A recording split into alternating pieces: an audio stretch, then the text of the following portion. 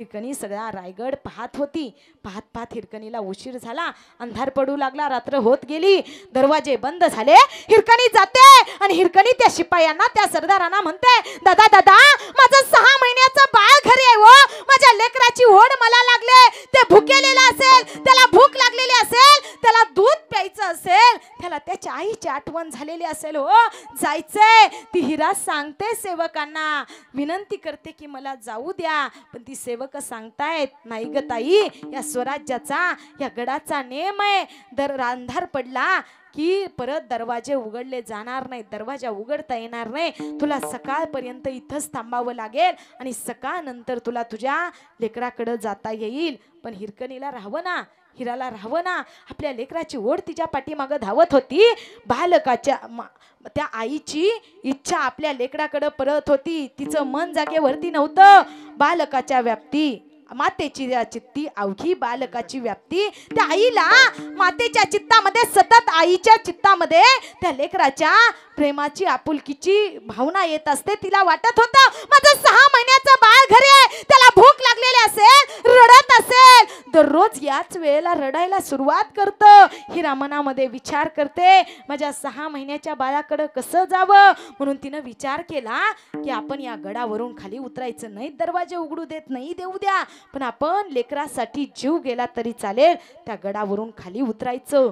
ती हिरा रायगडावरती एका कोपऱ्यावरती गेली आणि एका कोपऱ्यावरून, किती मोठा तो रायगड आहे, रायगड किती मोठे, त्या रायगडाच्या एका कोपऱ्यावरून हिरा उतरत उतरत, अरे अंगाला काठे टोचतायत, पायाला दगड लागतायत, हाताला काठे ओरबडलेले आहेत, ती एवढी साडी फाटलेले, चोळी फाटलेले, सगळं तिचं चिखलानी अंग भरलेलं आहे, एवढा त्रास होतोय, काटे पायामध्ये बुडलेले आहेत, काटे टोचलेले आहेत, हातालाही काटे टोचलेले आहेत, अंगावरचं वस्त्र फाटलेलं आहे, पण तरीही विचार करत नाही माझ्या जीवाचं काही बरं वाईट होईल, मी त्या गडावरून खाली पडेल आणि माझा प्राण जाईल. नाही हो, आई लेकरासाठी मरणाचाही विचार करत नाही, आई लेकरासाठी मरायलाही पळत जाते ना, ती आई असते.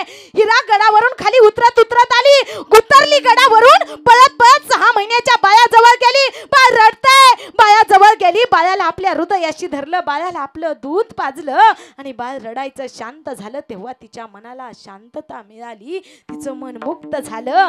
सकाळची वेळ झाली, सगळे सेवक सरदार पाहतायत, कुठे ती हिरा, कुठे ती बसलेली ताई, सगळेजण येतायत आणि बघतायत, तर कोणीच तिला दिसलं नाही. ज्या गडावरून, ज्या ठिकाणी ती उतरून आलेली होती ना, तिथं तिची घागर राहिलेली होती. सगळ्यांनी पाहिलं, सगळ्यांना दिसलं की त्या हिरकणीनं त्या गडावरून उतरून खाली आलेले. सगळ्यांनी पाहिलं आणि राजाला कळालं, अरे कुणीतरी या महाराष्ट्रामध्ये एक स्त्री आहे की तो रायगड उतरते आणि रायगडावरून उतरून आपल्या बाळाला दूध पाजायला जायते. एवढी आई आपल्या लेकरावरती प्रेम करते, अशी कोण रागिनी, शूरवीर आहे, महाराणी आहे, तिला भेटण्यासाठी मला आणा. म्हणून सगळे सेवक हिरकणीच्या, हिराच्या घरी जात आहेत आणि सांगतायत, ताई तुला या स्वराज्याच्या राजानं भेटण्यासाठी बोलवलंय. हिरकणीच्या लक्षात आलं, मी गड उतरून आले, राजानं निश्चित मला काहीतरी शिक्षा देण्यासाठी बोलवलं असेल. हिरकणी आपल्या बाळाला घेऊन जाते, 6 महिन्याचं तिचं बाळ आहे. गेली राजाजवळ आणि राजाजवळ जाऊन उभा राहिली, राजाला सांगते, राज माफ करा हो राज, तुम्ही स्वराज्याचा बाप आहात, स्वराज्य तुमच्या सत्तेशिवाय सोडायचं चालत नाही राज, पण चुकलं हो राज, माझं 6 महिन्याचं लेकरू होतं, मी माझ्यासाठी नाही राज गड उतरून खाली आली. राज माझं 6 महिन्याचं बाळ होतं, दररोज त्याला माझी आठवण येत असेल, दररोज अंधार पडला की माझं बाळ रडतं, त्याला भूक लागलेली असेल, त्याला माझं दूध प्यायचं असेल, म्हणून बाळाच्या ओढी पोटी मी तो गड उतरून गेली. हो राज, मला काय करायचंय ते करा, पण माझ्या बाळाला शिक्षा देऊ नका हो राज.